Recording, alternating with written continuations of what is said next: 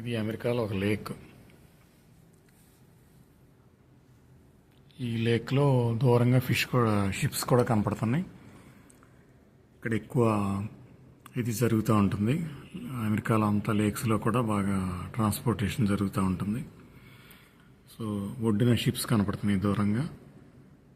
మధ్యలో ఒక తెరసా పడవ లాంటిది ఏదో వెళ్తుంది. సో అక్కడక్కడ చిన్న చిన్న తెరసా పడవలు లాంటివి కనపడుతున్నాయి.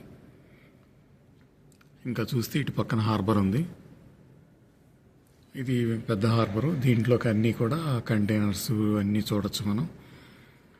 ఇంకా అదే కాకుండా ఇక్కడ చూడండి ఈ హార్బర్ ఎంత పెద్దగా ఉందో. ఇక్కడ ఉన్నాయి క్రేన్స్, అవి పెద్ద పెద్ద డౌన్లోడ్ చేసుకోవడానికి షిప్లో నుంచి కంటైనర్స్. అది కాకుండా అది దూరంగా ఉన్న షిప్స్ అవి కనపడేది, సరుకులతో వచ్చిన షిప్స్.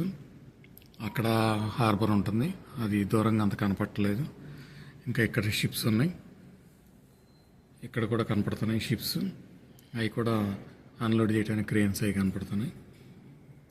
ఇక్కడ మెయిన్ హార్బర్ ఇక్కడ ఉంది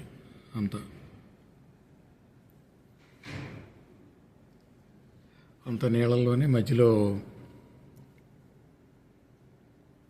ల్యాండ్ లాగా కనపడుతుంది. ఇక్కడ అవతల ఇది మధ్యలో ల్యాండ్ అనమాట. ఇది కనెక్ట్ అయి ఉంటుంది రోడ్కి. సో అటు నుంచి వస్తాయి షిప్స్, ఇటు కూడా వస్తాయి. ఇటు ఎక్కువగా చిన్న సైజు షిప్స్ వస్తూ ఉంటాయి.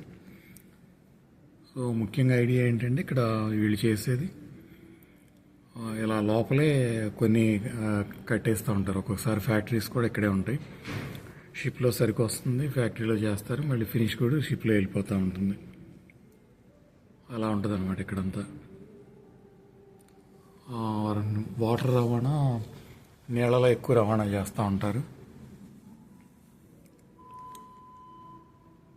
ఇదిగో ఇవన్నీ కూడా ఇక్కడ చిన్న చిన్న షిప్స్ కనపడుతున్నాయి. తర్వాత ఇక్కడ షెడ్లు అవి కనపడుతున్నాయి స్టోర్ చేసుకోవడానికి. తర్వాత మళ్ళీ ఇక్కడ కూడా మనకు ఆయిల్ ట్యాంకర్లు అవి కనపడుతూ ఉంటాయి. ఊరు బయటకు వస్తే ఇండియాలో కూడా వచ్చిన ఆయిల్ అంతా అక్కడ డంప్ చేసి వెళ్తూ ఉంటారు. సో అలాగే ఇక్కడ కూడా ఆయిల్ వస్తూ ఉంటుంది వీటిల్లోకి. ఈ రౌండ్గా ఉన్నాయన్నీ ఆయిల్ ట్యాంకర్లు. వచ్చినవన్నీ వీటిలో నింపుతూ ఉంటారు. అక్కడి నుంచి సిటీలోకి వస్తూ ఉంటుంది.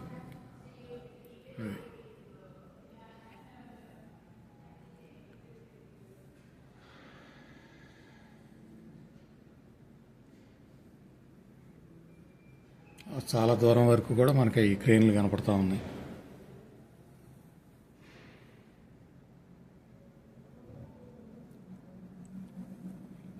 ఎక్కువ టెర్మినల్స్, క్రేన్స్ ఇలా ఉండటం వల్ల తొందరగా పని జరిగిపోతూ ఉంటుంది. షిప్ వస్తే ఎక్కువ కాలం వెయిటింగ్ పని ఉండదు.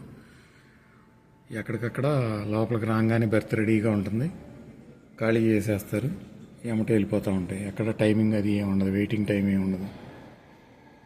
రావటం, తీసుకెళ్ళిపోవటం, అన్లోడ్ చేసుకోవటం, వెళ్ళిపోవటం, అంతే. అందుకే అన్ని క్రేన్స్, అన్ని టెర్మినల్స్ ఉన్నాయి ఇక్కడ.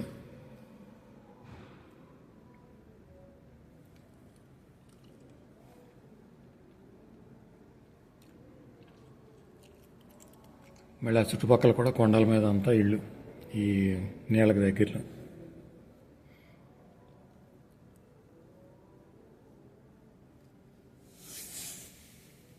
Hope you enjoyed this video.